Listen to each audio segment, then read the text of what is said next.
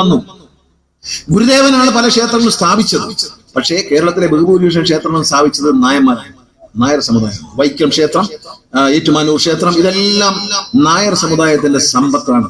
ബ്രാഹ്മണരെ തമിഴ്നാട്ടിൽ നിന്ന് കൊണ്ടുവന്നു. അച്ഛൻ തന്നെ പണ്ട് പറയായിരുന്നു, പുറകിൽ കുടുംബം വെച്ച ബ്രാഹ്മണരെ തമിഴ്നാട്ടിൽ കൊണ്ട് പൂജ ചെയ്യാൻ വേണ്ടി.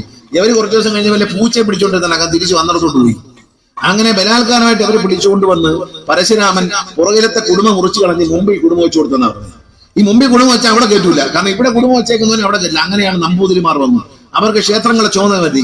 ആ ക്ഷേത്രങ്ങൾ നോക്കി നടത്താൻ വേണ്ടി, പിരിഞ്ഞു പോകാതിരിക്കാൻ വേണ്ടി കോടാനുകോടി രൂപയുടെ ഏക്കർ കണക്കിന് സ്വത്ത് അവർക്ക് എഴുതി. പിന്നെ അവർ വലിയ ആളുകളായി മാറി നമ്പൂരിമാർ, മറ്റുള്ളവരെ അടിമയാക്കി.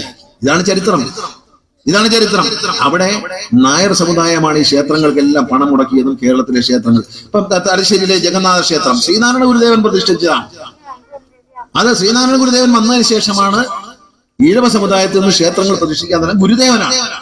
അതിന് മുമ്പുള്ള ക്ഷേത്രങ്ങൾ മുഴുവൻ നായർ സമുദായക്കാരുണ്ട്. രാജാക്കന്മാരായ ദാമോദരി നായരല്ലേ, തിരുവനന്തപുരത്തെ രാജാവ് നായരല്ലയോ, തിരുവിതാംകൂർ രാജാവ്, കൊച്ചി രാജാവ് ശക്തൻ തമ്പുരാൻ നായരല്ലേ. ക്ഷത്രിയൻ എന്ന് പറഞ്ഞാൽ നായർ തന്നെയാണ്. ഇതിനകത്ത് ചിലരെങ്ങനെ രാജപരമ്പരയായിട്ട് വന്നു എന്നുള്ളതല്ലാതെ അവരെല്ലാം നായന്മാർ തന്നെയാണ്.